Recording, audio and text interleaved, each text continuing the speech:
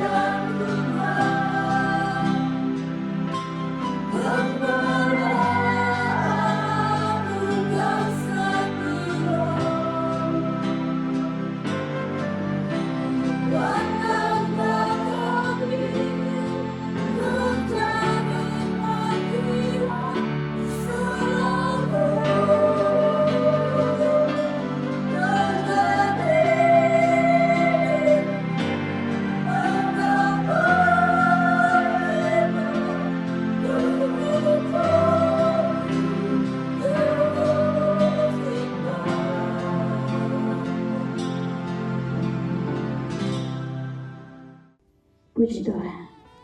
Bapak Ibu Saudara yang diberkati dan dikasihi oleh Tuhan kita Yesus Kristus, kita bersyukur karena pertolongan, karena anugerah, karena kemurahan Tuhan bagi kita, sehingga kita boleh berkumpul hari ini di dalam kegiatan kita rapat kerja kedua YPPGI di Tanah Papua.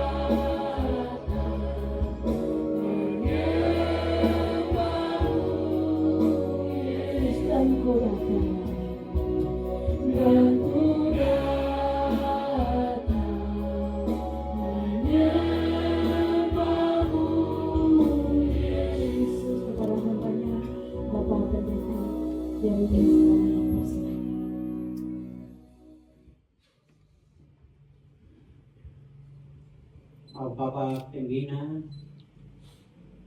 pengurus, Ketua Sinode, Asis, dan Bapak Ibu sekalian, mari kita meminta pertolongan Tuhan, penyertaan Tuhan dalam kegiatan 3 hari ke depan. Mari kita berdoa bersama. Bapa yang bertata dalam kemuliaan dan kebesaran nama-Mu sendiri, Allah yang kami sembah, kami sanjung, kami agungkan dalam Yesus Kristus, Tuhan dan Juru Selamat kami yang adalah Engkau sendiri yang menjelma menjadi manusia untuk menyelamatkan kami. Kami para hamba-hamba-Mu datang kepada-Mu Tuhan. Kami akan melakukan rapat kerja selama 3 hari. Yayasan Pendidikan Persekolahan Gereja Injili yang khusus ada di atas tanah Papua.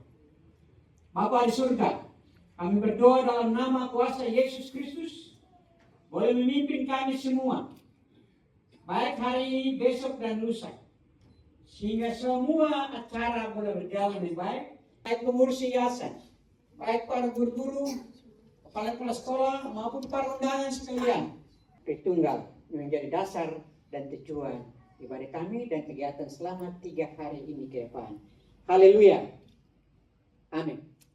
Tuhan Yesus baik, sungguh amat baik, untuk selama-lamanya. Tuhan Yesus baik, Tuhan Yesus baik, Tuhan Yesus baik, sungguh amat baik, sampai selama-lamanya, sampai selama-lamanya. Tuhan Yesus baik.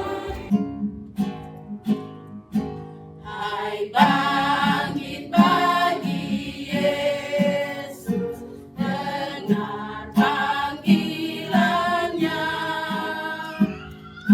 hadapilah tantangan, harinya inilah, dan biar tak terbilang pasukan kuasa gerah, semakin berbahaya, semakin kau tegak. Renungkanlah perjalananmu dengan baik, sungguh baru. Ku haus akan firman-Mu, ku haus akan firman-Mu. Ku haus akan firman-Mu.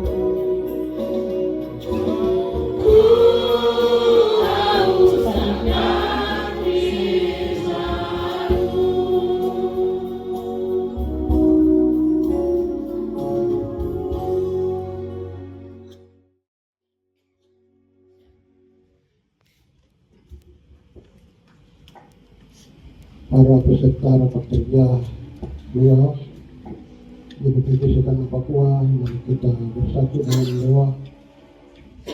Hanya oleh karena anugerah dan pertolongan-Mu kami yang akan memberitakan firman, dan semua yang akan mendengar, kami tahu kami punya keterbatasan, kami punya ketidakmampuan sesuai dengan kebutuhan dan keberadaan kami masing-masing. Di dalam nama Yesus, Tuhan, Sang Guru Agung kami, Guru transformasi kami sudah berdoa dan membuka gulungan kitab firman ini bagi hormat dan kemuliaan Tuhan. Haleluya, amin. Bapak Ibu, persilakan duduk kembali. Sore, Bapak Ibu yang terkasih dalam Tuhan kita Yesus Kristus, yang kami kasihi para pimpinan Gereja Pendiri YPPGI, yang oleh anugerah Tuhan boleh hadir bersama-sama dalam acara rapat kerja, yang kami kasihi pengurus PUS, mulai dari ketua, sekretaris, dan jajarannya, unsur PSW dan seluruh guru-guru, dewan guru, pimpinan sekolah YPPGI Tanah Papua.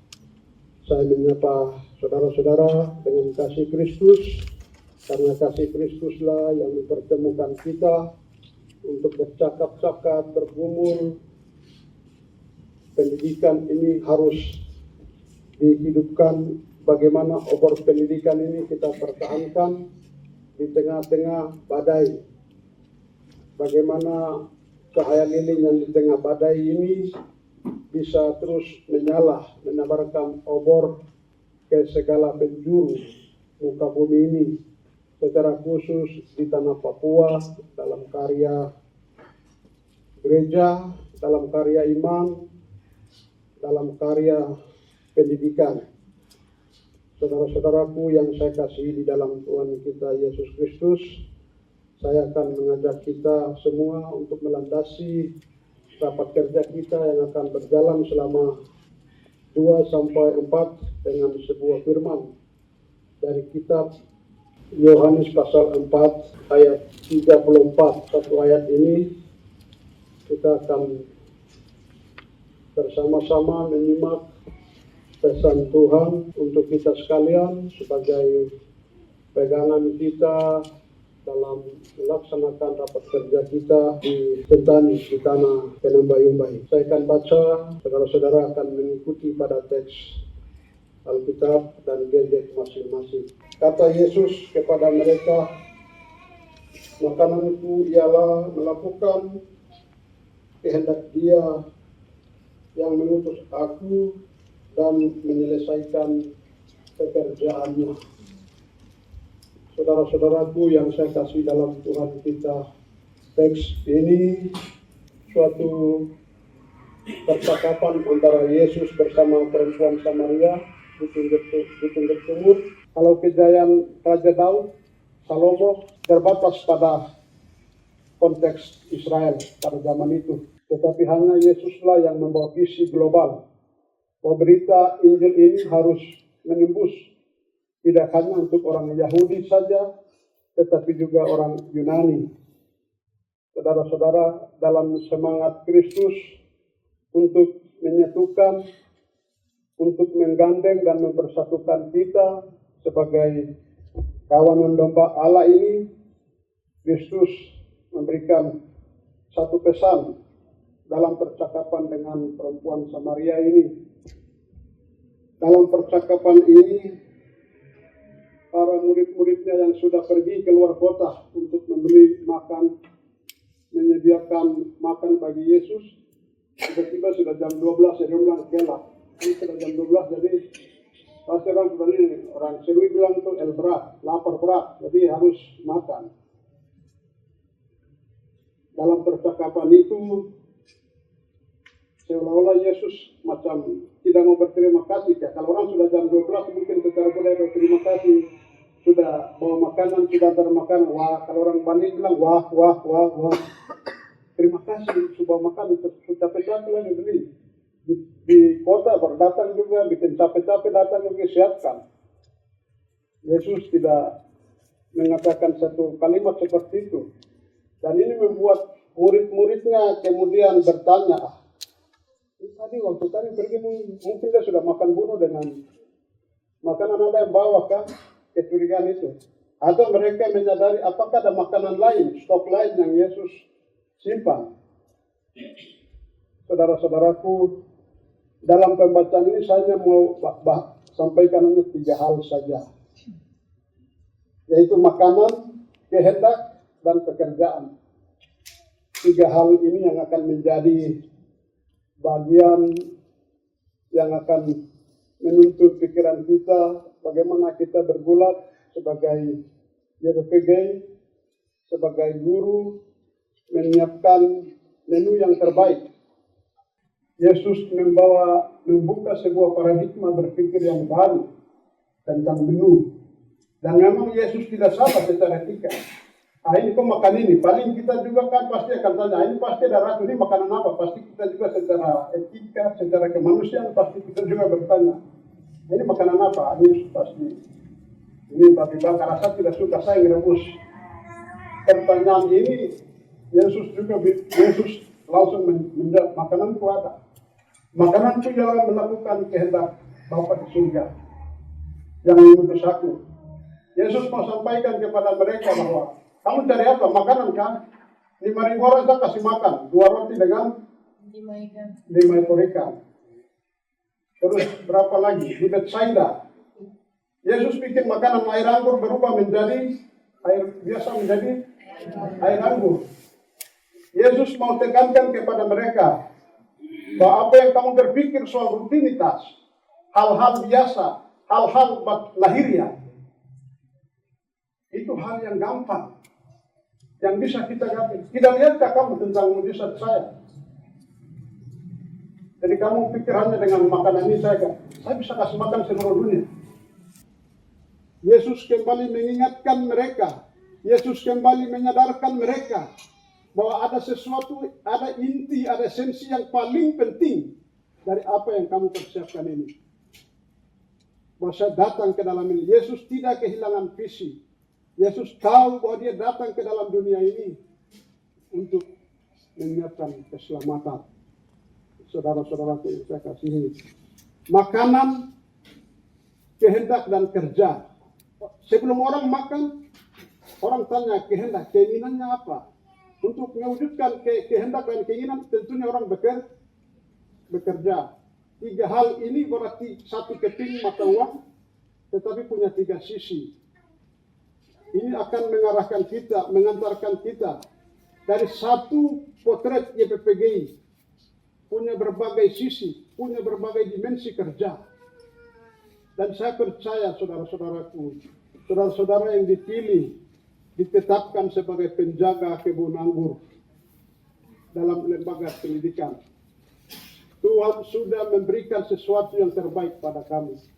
Ini hal yang sakral, tapi Yesus berani percayakan kamu.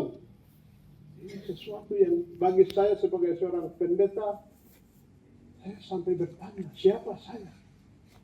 Mengajar orang, mendidik orang, ini sesuatu yang kudus. Bagaimana Allah yang kudus itu mau mempercayakan kepada engkau dan saya sebagai orang-orang berdosa untuk menjalankan misinya?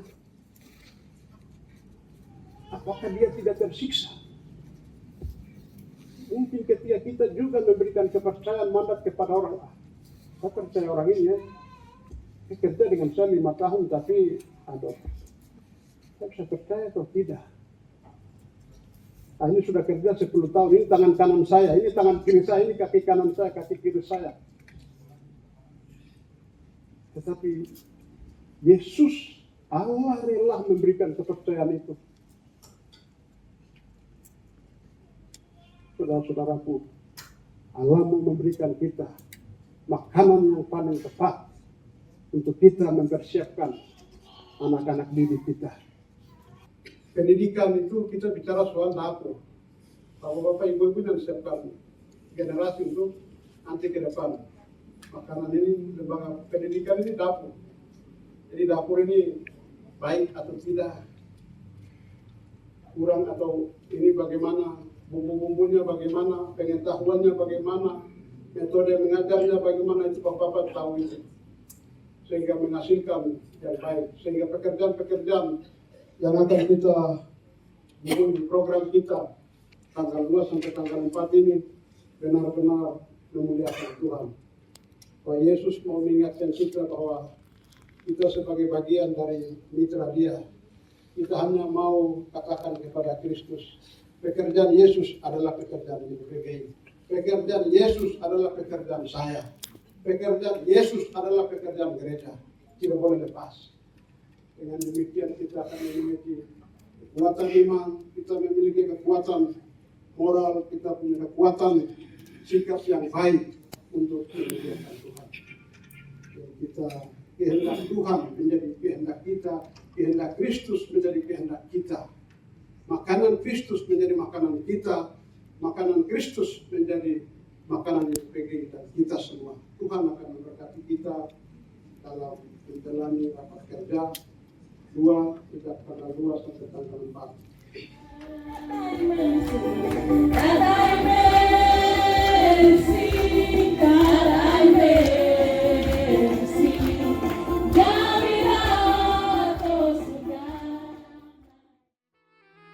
Mungkin tadi kami sudah lihat sedikit kilas balik dari perjalanan kami.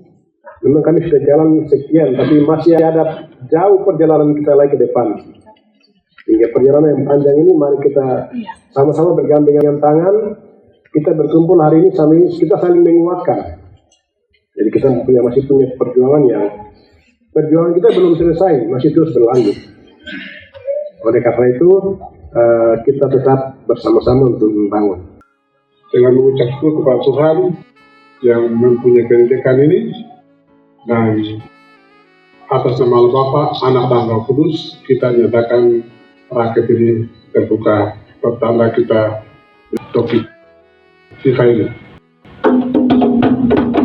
Ya, mari kita berikan aplaus. Dengan penabuhan Tifa, maka acara raker, kegiatan raker 2 YPPPG di Tanah Papua resmi dibuka.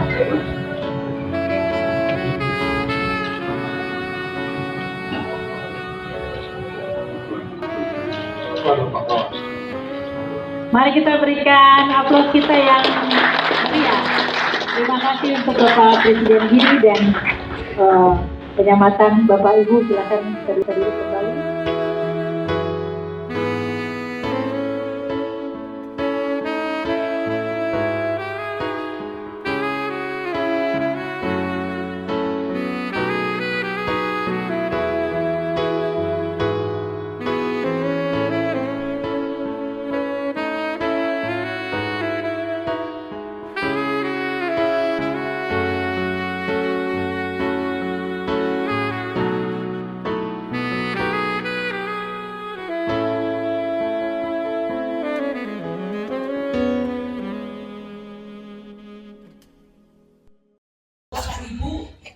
Sebagai kepala sekolah mungkin saya berbicara tentang tugas dan peran kepala sekolah.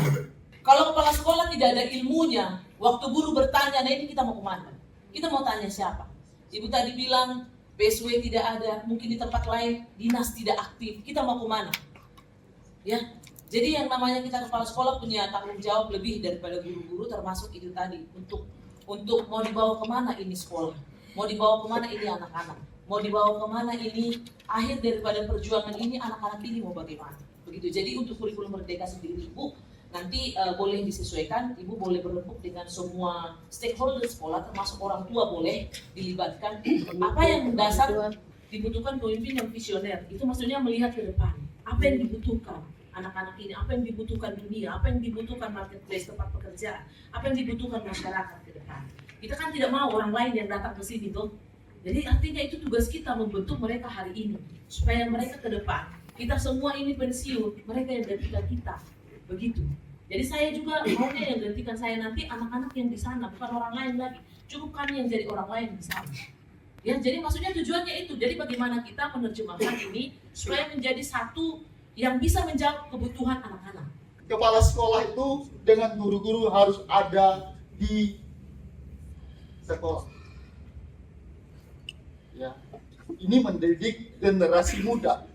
Kalau gurunya, kepala sekolahnya ada di luar terus, tidak masuk kerja, jangan berharap yang namanya guru badan manusia. Ya, itu hanya slogan di PTI saja.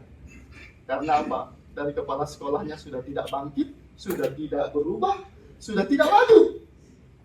Ya, begitu. Ya. Pelayanan kita harus kita tingkatkan. Kalau ada guru yang pemalas, misalnya, sudah tinggal kepala sekolah punya hak. Peringatan pertama, keluar, 2, 3, kasih surat pemecatan atau tahan gaji. Ya, seperti itu. Terus apa lagi? Keuntungannya, enggak ada keuntungan sebetulnya. Di sekolah itu enggak ada keuntungan. Cuman apa? Ya, gelarnya pahlawan tambah tanda jasa itu keuntungan kita. Ya. Kepala sekolah punya power. Ya, punya power. Kalau tidak punya power, maka kamu akan diinjak. Tidak mungkin guru akan melawan ketika dia baru masuk. Tidak mungkin. Kita yang harus, ketika dia masuk ke sekolah kita, hitam di atas putih itu harus jalan. Kalau tidak mengikuti aturan, lebih baik cari sekolah yang lain. Ya.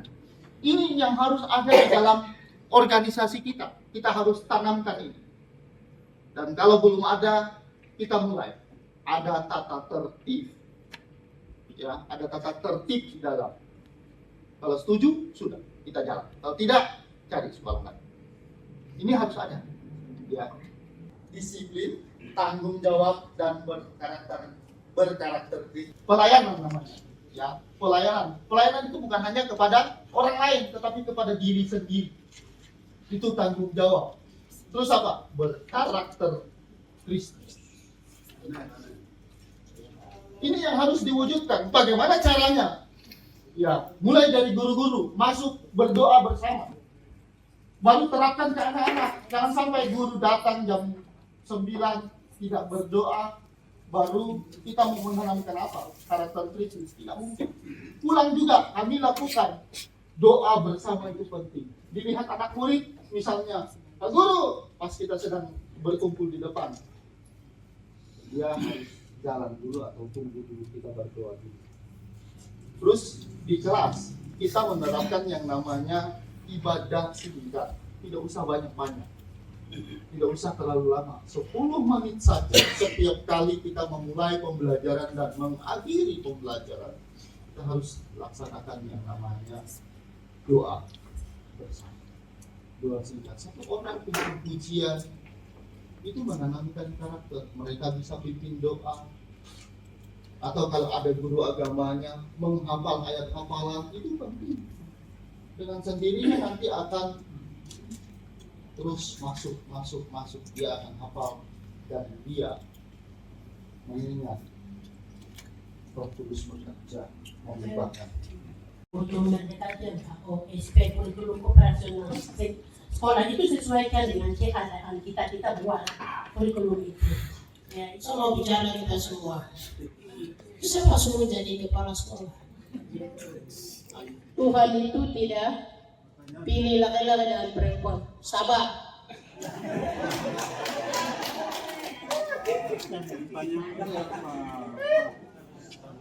Perempuan mau bikin apa? Orang banyak katakan. Besok saya akan perkembangan sekolah saya. Kalau ada waktu, ketua kasih. Saya akan tayangkan di depan kepala sekolah. Kita jadi contoh, guru-guru kawan. Ya. Hari ini Provinsi Papua, bukan sekolah saya saja. Kepala sekolah tidak ada, guru-guru semua di kantor main TikTok.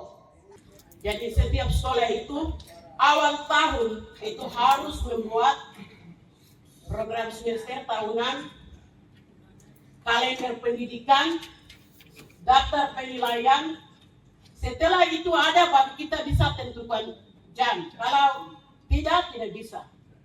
Kurikulum merdeka sehingga kita bisa mampu untuk membuat sesuatu yang berdasarkan konteks lokal. Konteks lokal itu seperti muatan lokal. Jadi saya pikir bahwa muatan lokal itu sesuatu yang sudah alami menyentuh dan menyatu untuk bisa membuka pemikiran untuk kita menggunakan konteks lokal itu sebagai media pembelajaran. Sekarang sudah menteri baru, berarti pasti akan ada kurikulum baru. Jadi kami yang ada di belakang jaringan dan tidak ada jaringan itu ketinggalan terus semua kurikulum demi kurikulum yang dalam pemerintah buat itu kami ketinggalan. Berarti saya hanya masukkan ke pusat yang terpilih tanah Papua bahwa mungkin tolong bikin satu tim untuk terima kurikulum baru itu, lalu dari tim itu akan kerjasama dengan mungkin pemerintah provinsi. Setelah itu keadaan dan kondisi jangan-jangan sampai kurikulum yang besok bersatukan dengan Jakarta di sana, yang kami di sini nanti ketinggalan. Jadi maka itu sesuai dengan kurikulum baru nanti itu akan menerjemahkan dengan kondisi yang ada di lapangan kami masing-masing.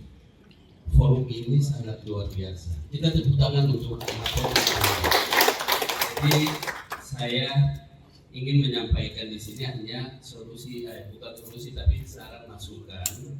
Tapi saran ini harus ditindaklanjuti. Begitu. Kita tidak bicara di sini lalu setiap rapor kita bicara tapi mungkin ya kita melangkah majunya belum terjadi.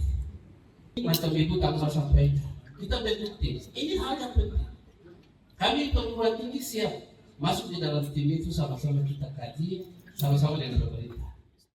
Kalau ada pendeta yang tidak pernah berdoa dan baca Alkitab, tapi naik mimbar, kami akan bilang apa? Munafik toh. Jadi untuk guru-guru yang tidak pernah belajar, kami harus bilang munafik. So kami tidak cari guru-guru yang ada gelar, ada ilmu, ada latar belakang. Kami cari guru yang ingin belajar. Karena dunia modern ini selalu ada hal baru. Dan kami semua harus belajar terus-menerus. Saya baru ambil S2 lagi. Karena saya tidak butuh gelar. Saya butuh belajar. Supaya saya mampu untuk berhasil di dalam tugas yang Tuhan percayakan kepada saya.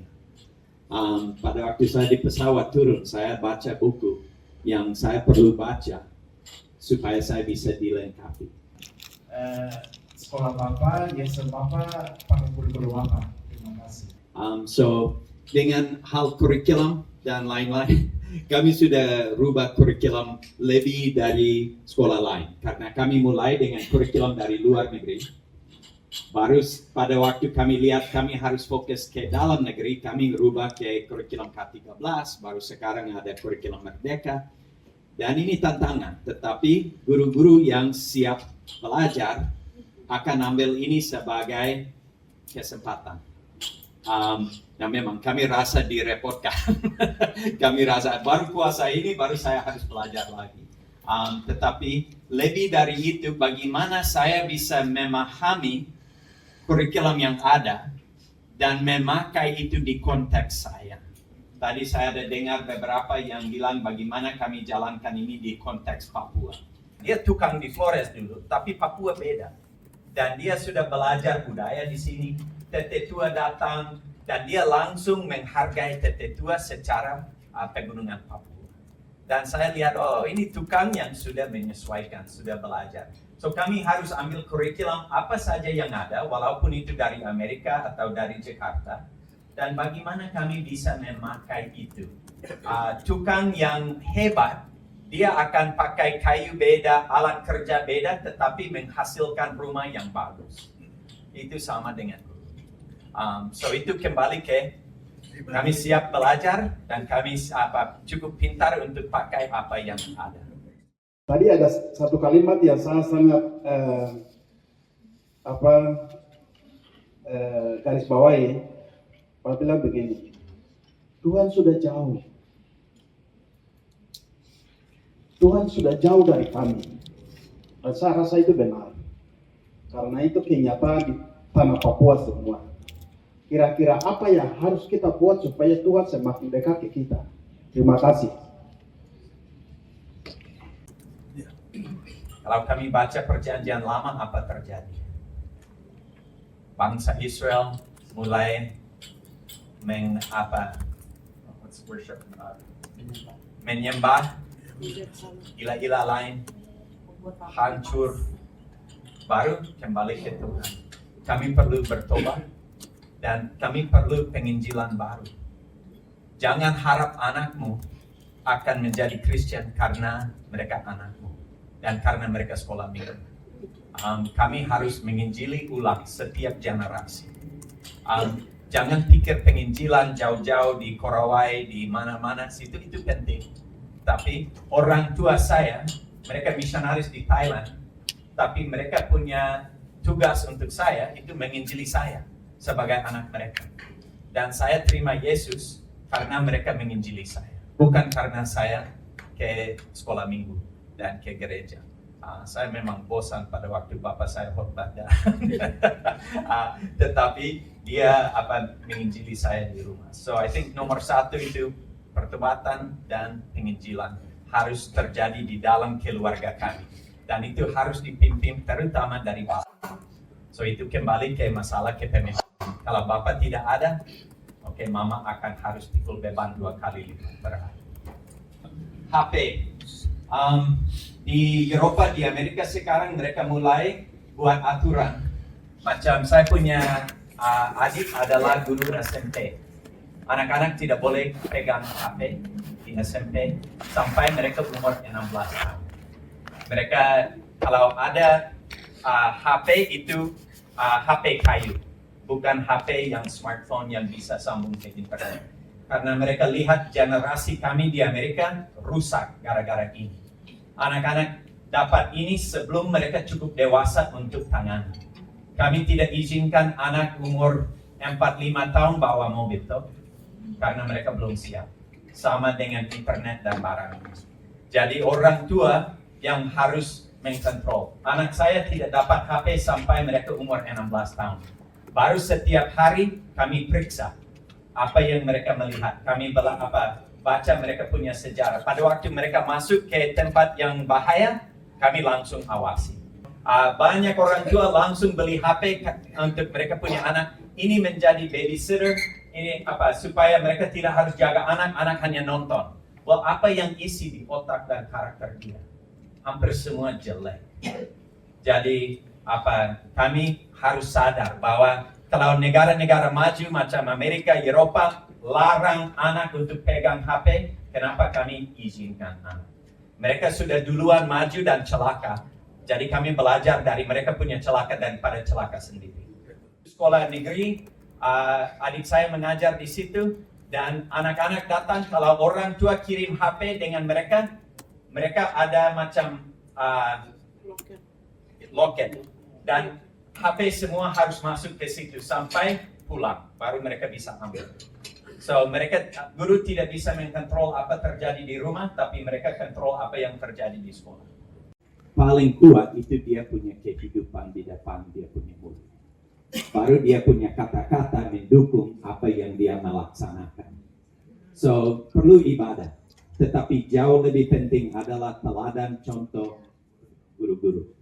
Pada waktu kami hadapi masalah ini minggu lalu dengan orang yang kejar kami dengan parang, setelah panas-panas turun sedikit, saya kasih tahu mereka, kami harus ampuni orang-orang ini. Mereka tidak tahu apa yang mereka buat.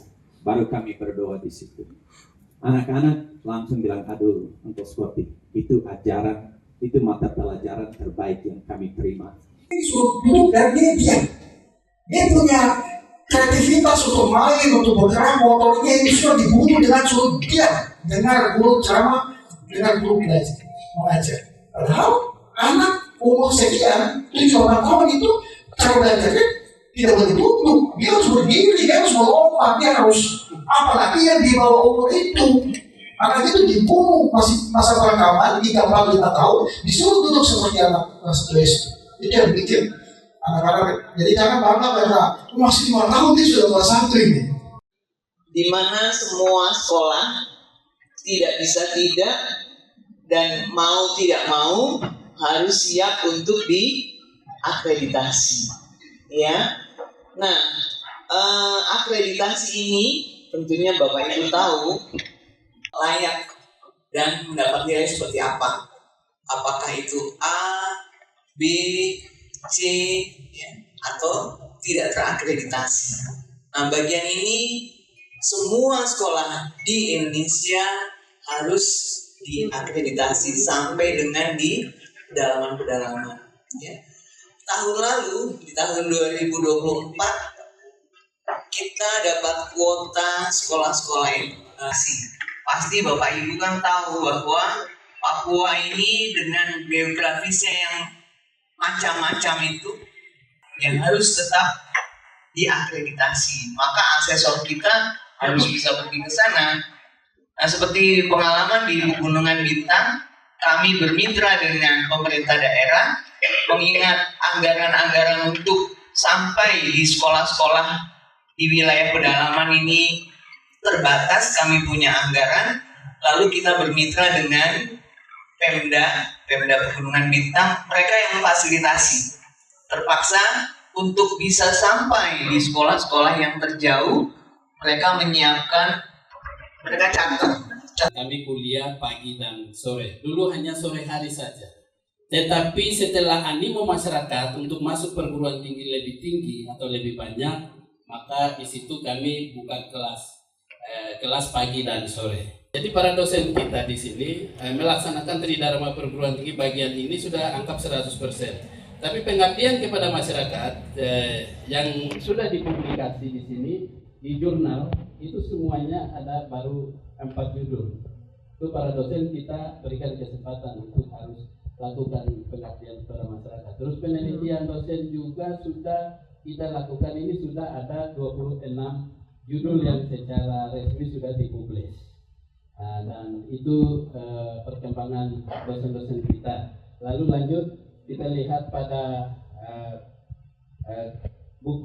penulisan buku atau publikasi karya dosen. Di sini dalam bentuk buku ada 9 buku yang sudah secara resmi sudah dicetak.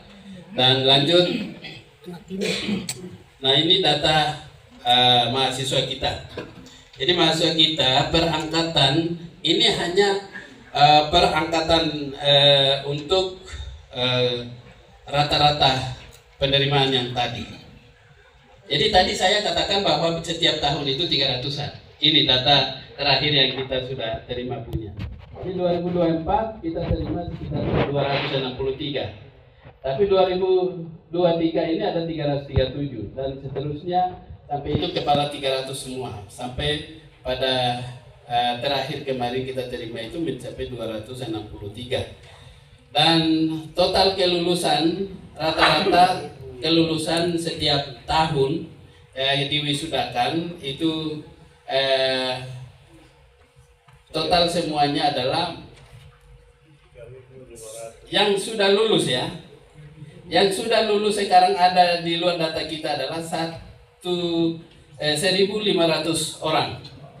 1.500 sarjana yang kita sudah bisa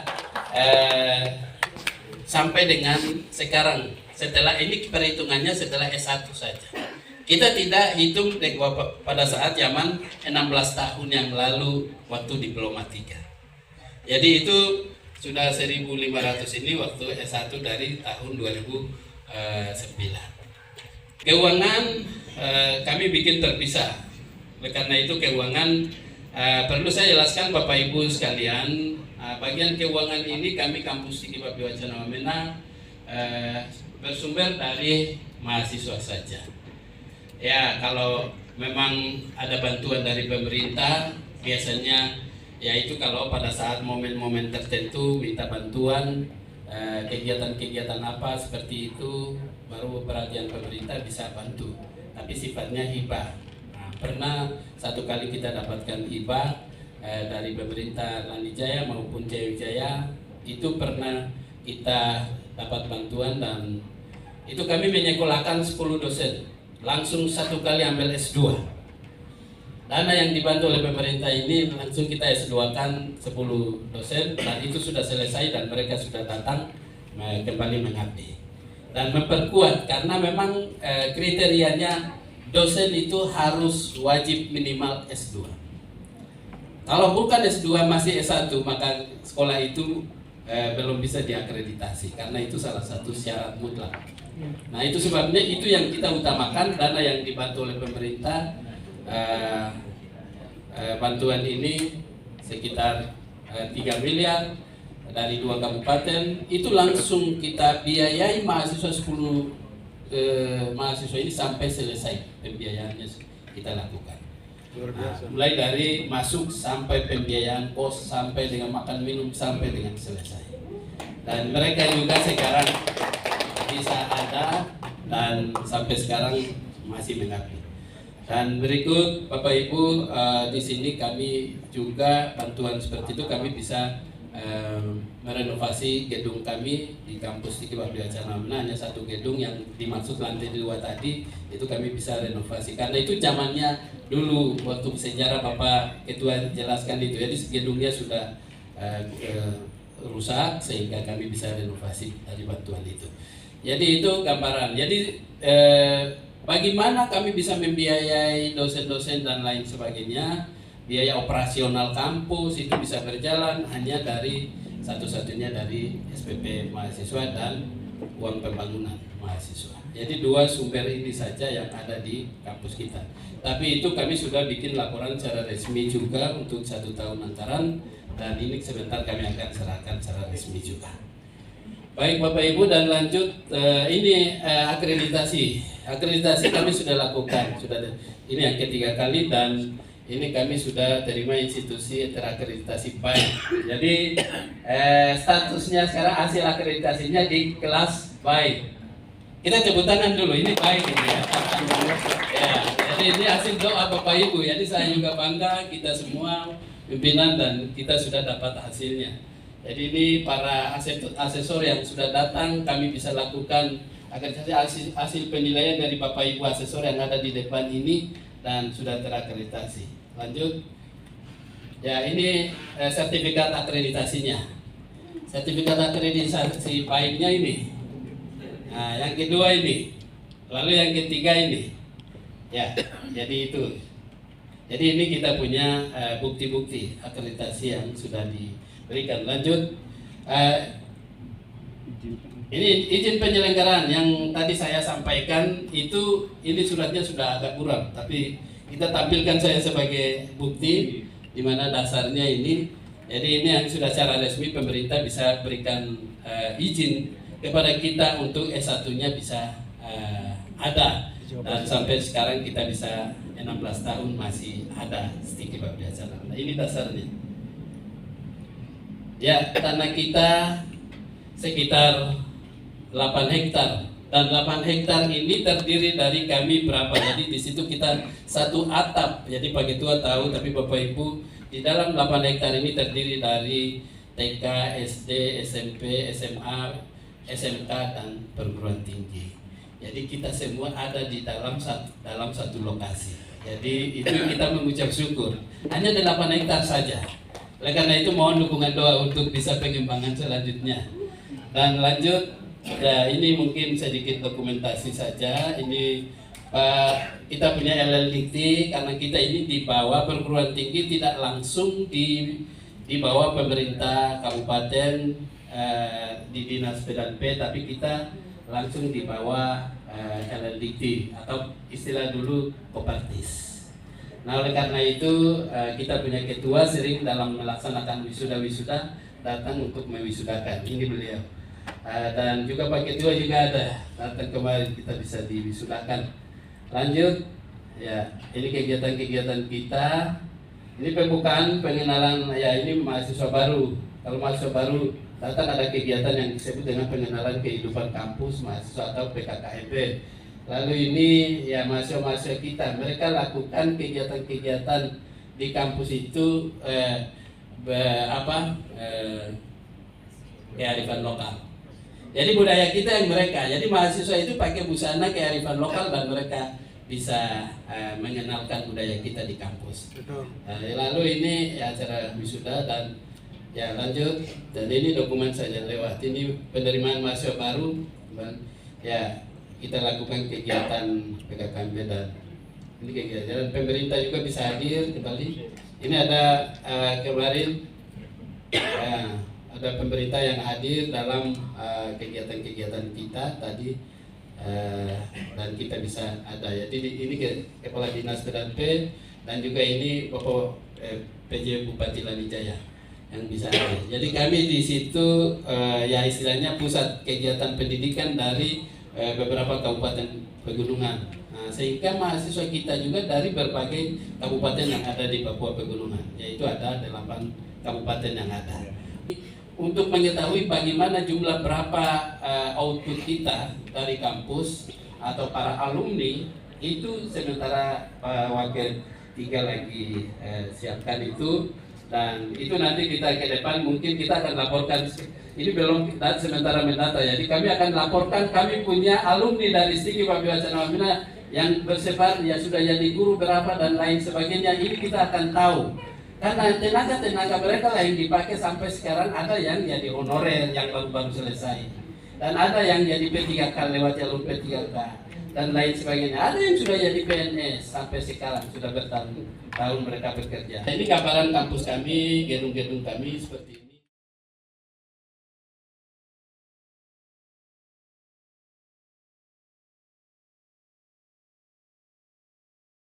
Kita akan lihat, sebelum masuk pada ini kami akan membuka rapat-rapat kita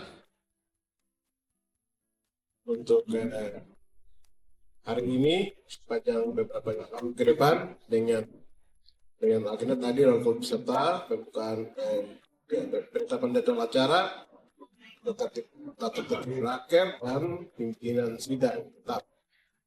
Baik, dengan demikian, dengan memanjatkan puji syukur kepada Tuhan, saya akan membuka sidang kita di malam hari ini. Masa kita bicara lain, hari ini saya mau bicara sama kepala sekolah depan ini, jangan bermain kotor. Kita akan nyambung. Kita bilang sekolah ini sekolah Kristen, wujudkan sekolah sebagai Kristen dan kita anak-anak Tuhan, ajaran Kristus, kita bilang kebenaran, mari kita buktikan itu. Bukan saja bahasa saja, puji-pujian yang kita lakukan di sekolah, tapi hal-hal ini juga bagian dari kita menyembah Tuhan untuk mendapat kebenaran di sekolah. Tambah-tambah data, tadi saya mulai bantu anak yang tidak benar, baru kita bikin akhirnya di korban. Itu semua kita sudah melakukan hal yang tidak benar di sekolah. Mencelakai anak. Anak ini punya masa depan, kita sudah kasih hancur. Walaupun kita bantu, tapi kita sudah kasih hancur masa depannya dia. Ya berbagai, ayo kita melangkah, jadikan dunia lebih indah, berubah maju tanpa ragu, ini saatnya kita bersatu.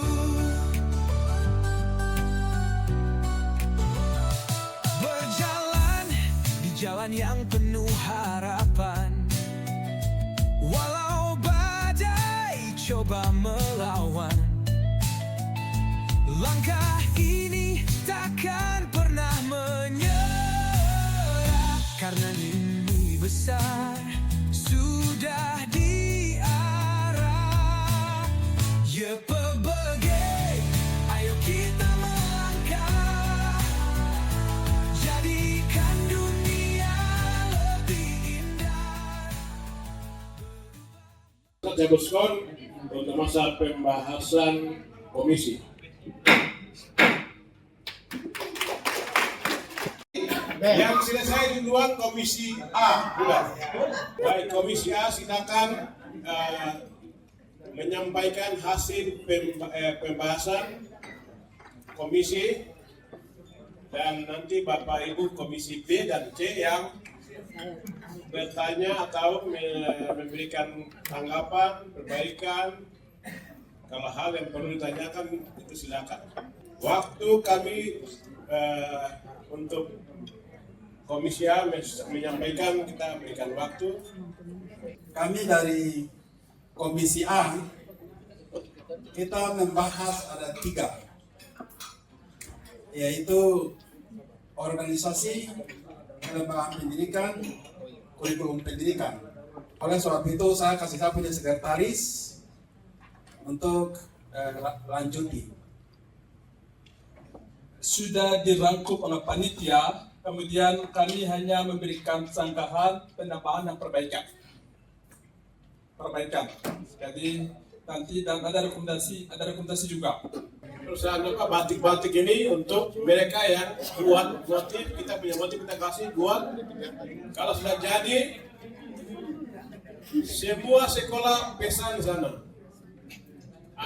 Sekaligus dengan batiknya guru juga belum. Ini yang tadi ini masih contoh ya. Nanti kalau ini jadi kita akan kirim. Tidak, itu kita punya urusan. Nanti kalau barang sudah jadi, baru kartu alamat kami kirim ke semua kepala sekolah. Jadi kita mulai seragamkan di BPG di Tanah Papua dengan seragam. Yang berikut lagi, saya mau ingatkan lagi cat tembok semua sudah harus sama. Jadi di bawah biru tua, di atas biru muda. Atau tiangnya yang biru tua dan temboknya biru. Pagar juga sama. Nanti kalau pagar juga tiang itu biru tua, slot biru tua, di temboknya biru muda. Sekarang ratusan guru di Yaukimo dari kampung-kampung sudah ditarik keluar semua karena mereka rasa terancam, tidak bisa. Hari ini harus kita berpikir untuk menempatkan orang asli Papua di daerah-daerah itu. Kalau saudara-saudara dari luar itu mungkin 1-2.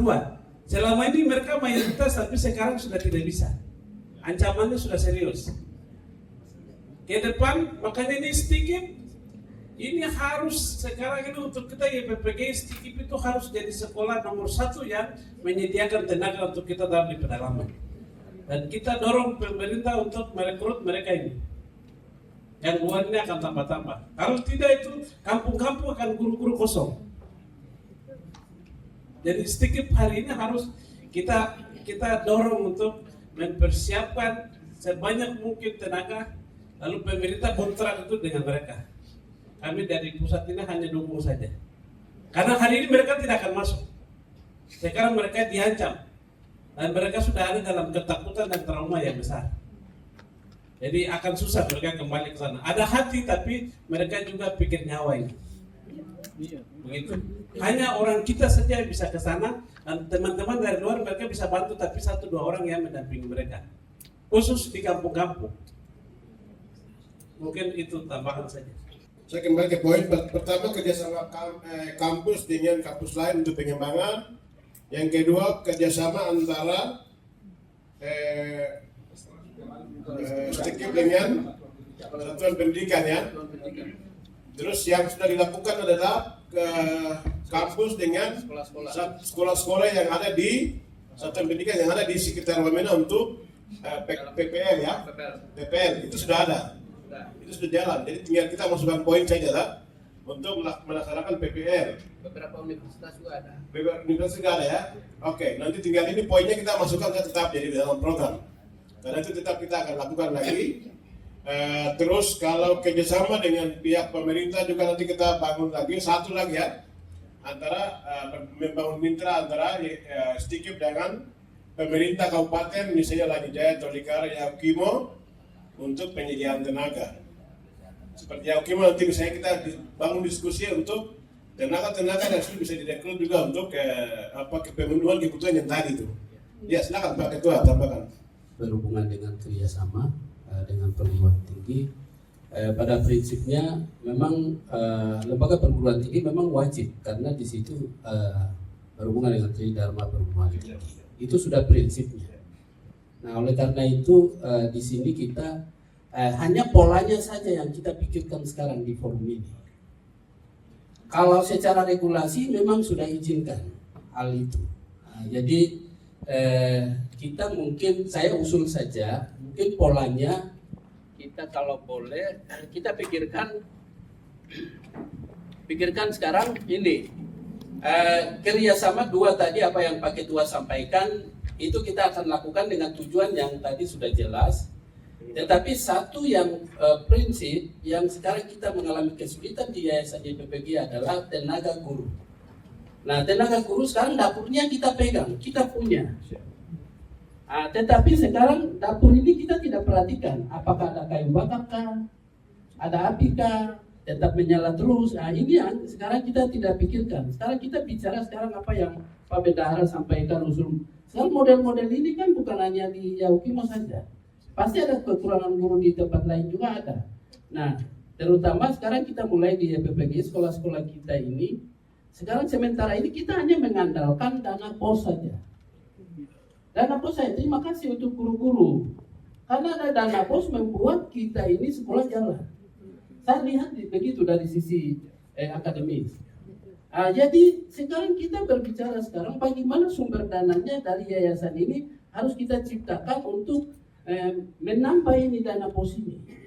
Supaya keluhan-keluhan yang seperti Pak Bendahara usulkan lain-lain ini sekarang kita sendiri bisa berdiri di atas kaki sendirinya bagaimana. Nah ini yang sekarang kita pikir. Saya usul itu bagi 2. Jadi begini, sekarang kita kembali sekarang semua adalah sumber dana. Walaupun pemerintah akan kerjasama, tetapi mereka punya regulasi. Regulasi yang akan bertentangan dengan kita yayasan punya regulasi. Itu pasti akan terjadi. Nah, oleh karena itu, bagian-bagian yang ada kita bisa berdiri sendirinya adalah sekarang kita punya iuran-iuran ini yang kita akan perkuat dan kita bikin keuangannya adalah satu pintu. Ini bagaimana supaya YPPG bisa memikirkan ini semua bagian ini. Sekarang kewajiban kita semua ini yang kemarin kita sudah tetapkan ini, nanti di keuangan, komisi keuangan nanti akan kita dengar sebentar, baru nanti kita akan bahas, dan bagian ini juga tidak terlepas, nanti akan terjawab dari situ. Jadi itu yang saya pikir, dan ini perlu kita tambah atau kurang dana, dan ini sekarang yayasan harus punya anggaran pembiayaan semua ini berdasarkan data dari semua sekolah yang ada, kebutuhan kita, guru-gurunya ada seperti apa, ini sudah ada, sehingga estimasi anggaran kita sudah punya, sehingga kita semua sama-sama berpikir untuk menjawab permasalahan. Mungkin itu saja. Oke, jadi itu masalah kita hari ini. Tetapi sekarang mungkin menyangkut dengan tenaga, Bapak Ibu, bicara kerjasama hari ini, teknisnya mungkin saya mau tawarkan saja. Apabila sekolah Bapak Ibu kekurangan tenaga atau membutuhkan tenaga, pembiayaan Bapak Ibu siap, tempat penginapan Bapak Ibu siap, keamanan Bapak Ibu jamin. Kita siapkan dari kami sebagai fasilitator, kampus mau wisuda kita siapkan, ada butuh tenaga di Jauh Kimo sana, butuh tenaga di Panyai, Dogiai, kita kirim. Di komisi B itu saya pikir nanti kita bahas tentang pemasukan dan badan usaha lagi mungkin ya, badan usaha itu masih di badan usaha. Dalam ADRT kita punya ADRT itu iuran, Bapak Ibu bisa lihat di ADRT juga pemasukan kita itu ada dari iuran gereja. Untuk pemasukan nanti kita bahas berikut ya. Itu tadi Ibu masukan bagus, nanti kita bahas di komisi B untuk pendapatan. Kami di BPG ini organisasi kita jalankan dengan setengah otonom. Ada beberapa bagian yang diurus oleh pusat, ada hal-hal yang diurus secara otonom oleh PSW, ada hal-hal lain yang diurus oleh sekolah masing-masing. Tidak semua ke sini. Macam tadi, dan dana dari kabupaten, di yayasan lain itu semua masuk ke pusat. Kalau kami kan tidak, itu PSW kelola. Dan dana yang sekolah urus sendiri. Kami di sini hanya terbatas kepada ini. Nah, kita ini yayasan yang memang benar-benar demokrasi sesungguhnya ini berlaku di yayasan kami. Begitu. Nah, karena itu memang dalam ketika kita membahas masalah kesejahteraan dan lain-lainnya juga tidak bisa terpusat. Ada yang mereka urus sendiri di bawah sana. Ada yang kata kami di pos kita urus saja untuk 7 orang yang ada di sini. Dengan karyawan-karyawan yang ada di kantor itu, di Argapura itu. Tapi yang di bawah PSW urus juga karyawan yang ada di situ sesuai dengan kondisi yang ada di sana. Guru-guru juga ada, sehingga memang itu saya pikir sudah ada di buku biru ini. Maka memang tidak boleh juga kita urus hal-hal yang seharusnya menjadi kewenangan di bawah-bawah di situ. Jadi cukup kita bicara uang saja. Nanti hal-hal kesejahteraan ini masing-masing tingkatan organisasi lurus sesuai dengan kondisi yang ada di situ. Karena kami secara sistem organisasi kita tidak terpusat, kita lebih kepada semi otonom. Bangunan dan aset yayasan BPG nomor 1, pendata dan pengurusan kembali surat-surat tanah, sertifikat pelepasan adat pemerintah bagi semua sekolah perguruan tinggi dan PSW di seluruh tanah Papua. Nomor 2, semua sertifikat asli tanah sekolah atau fotokopi diserahkan ke kantor pusat di tanah Papua. Yang ketiga, pendataan fasilitas sarana dan prasarana belajar yang ada di setiap sekolah dan perguruan tinggi. Yang keempat, pengurusan sertifikat tanah sekolah dikawal oleh badan pengurus SIPUDI dengan kepala sekolah. Yang kelima, sekolah maupun aset-aset yayasan yang telah dialihkan ke pemerintah maupun lembaga lain dikembalikan ke yayasan YPG di tanah Papua berdasarkan nomor izin pendirian dan surat-surat lainnya. Yang keenam, semua aset-aset baik yang bergerak maupun yang tidak bergerak, baik bangunan maupun tanah, dapat disewakan guna sumber pemasukan yayasan. Ini forum tertinggi di yayasan ini, yang mana PSW itu wajib harus ada di sini. Ini informasi penting yang saya mau kasih tahu ke kita semua untuk yang terima hibah hati-hati dalam penggunaan, harus sesuai dengan proposal yang kita buat.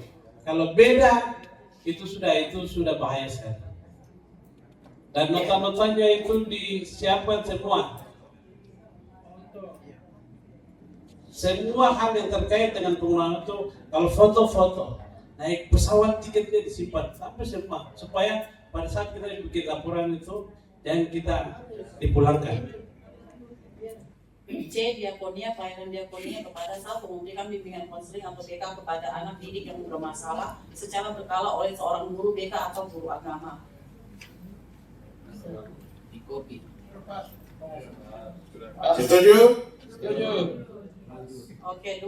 Memberikan pelayanan kesehatan kepada pegawai maupun dosen dan bagi sekolah maupun perguruan tinggi, juga memberikan perhatian dan bantuan kepada siswa atau mahasiswa yang sedang sakit atau yang tengah hadapi musibah. Sudah bisa jalan toh? Ketiga, memberikan bantuan alat belajar kepada anak yang orang tuanya tidak mampu. Setuju ya? Poin pertama, peningkatan mutu, kita bisa tambahkan poin kelima untuk studi banding. Studi banding, studi banding. Ya, sudah. Poin kelima untuk studi banding ya. Tapi pelaksanaannya kita nanti lihat. Tapi tetap ini bagian penting itu kita buat perbandingan. Itu tidak usah jauh-jauh. Misalnya dari Dogiai kita lari ke Kompo belajar sama studi banding. Ini kita seperti begitu kita belajar.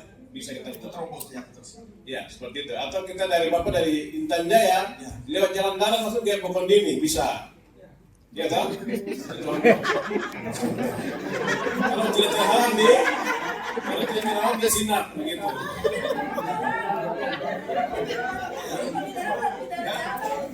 Bapak itu dulu.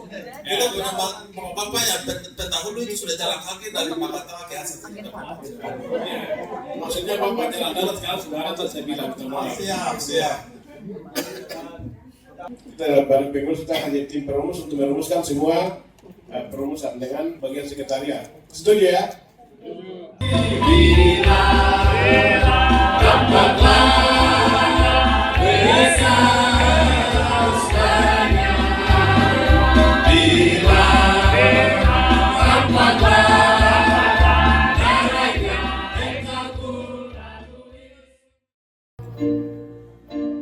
Aku hendak dirimu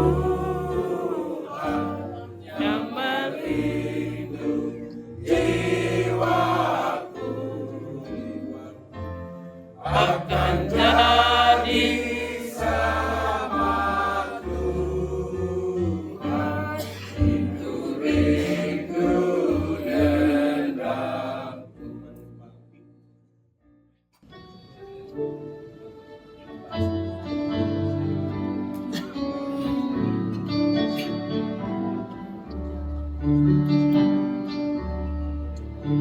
Di jalanku diiring oleh Yesus Tuhanku, apakah yang kurang lagi tinggal Dia bantuku, diberi damai surgawi asal imanku teguh, suka duka dipakainya untuk kebaikanku,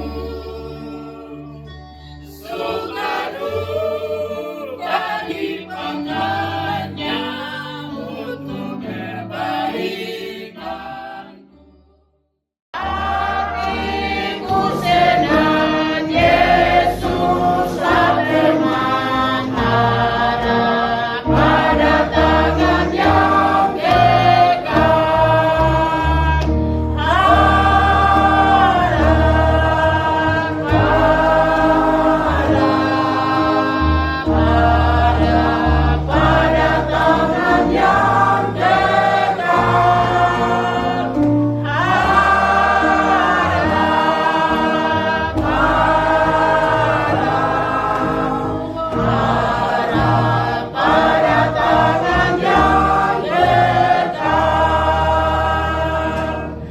Yesus baik, baik buat saya.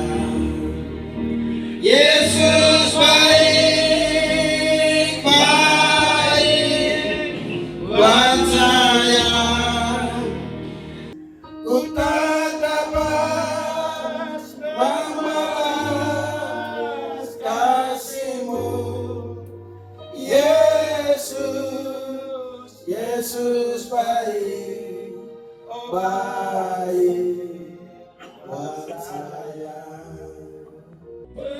Penuhi aku sekarang, penuhilah hidupku.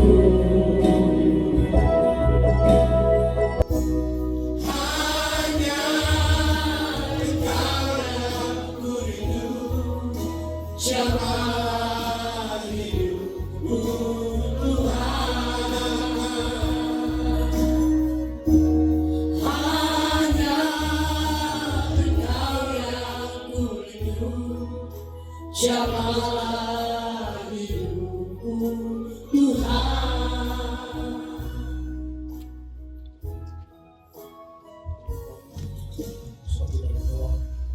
Kami berdoa dan dalam terus membuka hati dan pikiran kami untuk menerima firman-Mu yang diberitakan pada saat ini.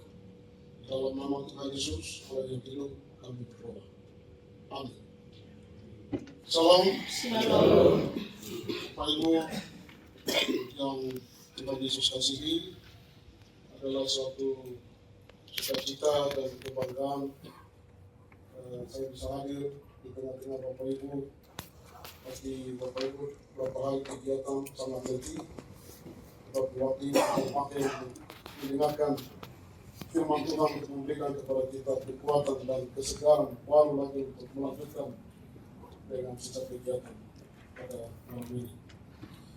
Bapak Ibu yang Tuhan kasihi, kita membuka Alkitab dari kitab 2 Korintus. Saya pilih dari 2 Korintus pasal yang keempat, ayat 1 hingga ayatnya yang ke-18. Kita akan baca, tetapi tidak akan semuanya dibicarakan di dalam renungan atau khotbah pada malam hari ini. Kita hanya akan melihat beberapa bagian, tetapi untuk mengerti konteks secara keseluruhan, kita baca dari 2 Korintus pasal 4 ayat 1 sampai dengan ayat yang ke-18. Demikian firman Tuhan. Oleh kemurahan Allah kami telah menerima pelayanan ini. Karena itu kami tidak tawar hati. Tetapi kami menolak segala perbuatan tersembunyi yang memalukan. Kami tidak berlaku licik dan tidak memasukkan firman Allah. Sebaliknya kami menyatakan kebenaran dan dengan demikian kami menyerahkan diri kami untuk dipertimbangkan oleh semua orang di hadapan Allah. Jika Injil yang kami beritakan masih tertutup juga, maka ia tertutup untuk mereka yang akan binasa, yaitu orang-orang yang tidak percaya, yang pikirannya telah dibutakan oleh ilah zaman ini, sehingga mereka tidak melihat cahaya Injil tentang kemuliaan Kristus yang adalah gambaran Allah. Sebab bukan diri kami yang kami beritakan, tetapi Yesus Kristus sebagai Tuhan, dan diri kami sebagai hamba-Mu karena kehendak Yesus. Sebab Allah yang telah berfirman dari dalam gelap akan terbit terang, ia juga yang membuat terangnya bercahaya di dalam hati kita, supaya kita beroleh terang dari pengetahuan tentang kemuliaan Allah yang nampak pada wajah Kristus.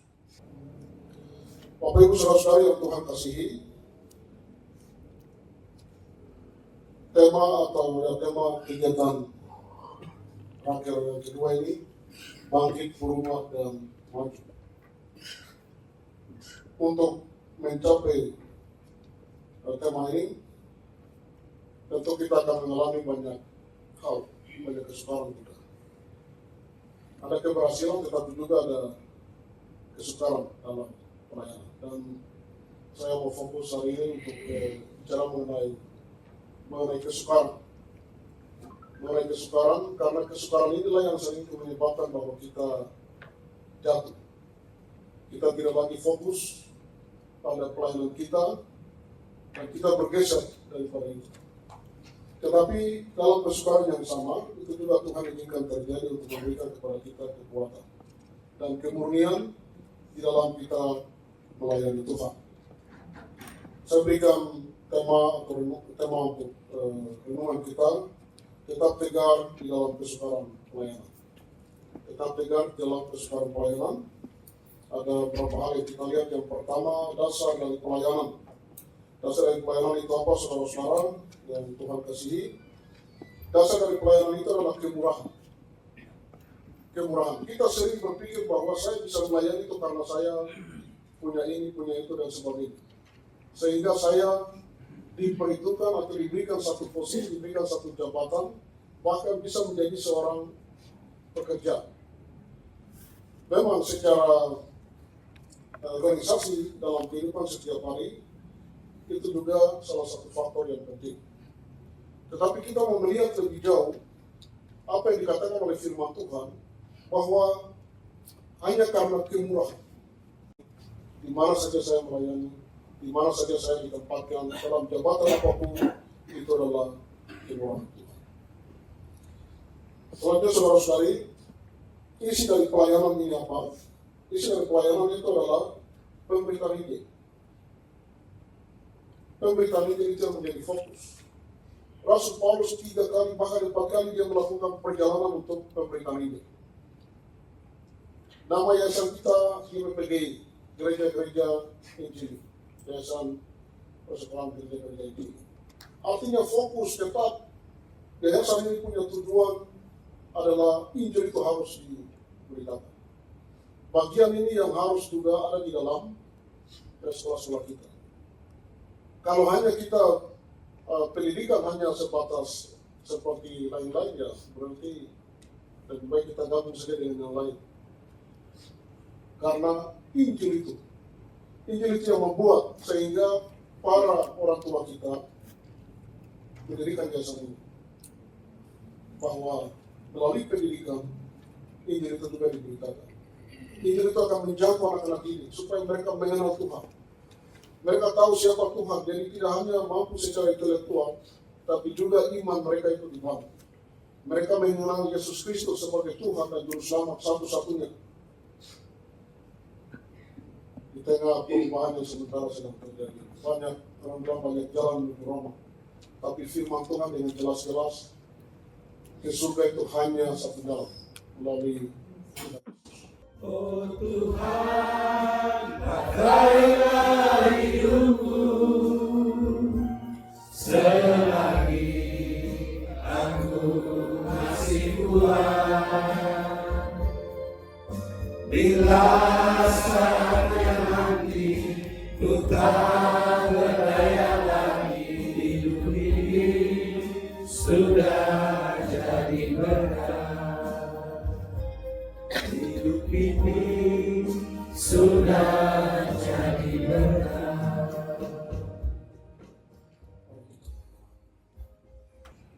Terima kasih Tuhan, firman-Mu sudah menguatkan kami. Kiranya perjalanan kami selanjutnya ketika kami kembali ke dalam pekerjaan dan pelayanan kami, Tuhan menyertai dan memberkati. Terima kasih Bapa di surga, dalam nama Tuhan Yesus kami berdoa. Amin.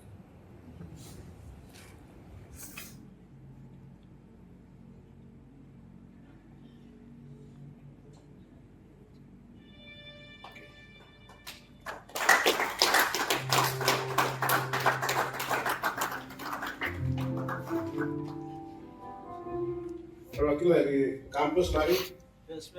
PSW. Pak perguruan tinggi, SD, satu SMP, satu SMA. Mari kita sama-sama bertiga untuk mengakhiri.